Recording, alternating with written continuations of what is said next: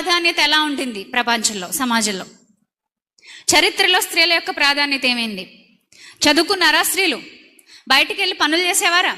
ఉద్యోగాలు చేసేవారా? కుటుంబానికి వాళ్ళే ఆధారం అని అనిపించుకునేవారా? లేదు. ఓ రకంగా చెప్పాలంటే స్త్రీకి పెద్దగా గుర్తింపు లేని రోజులు అప్పటికి.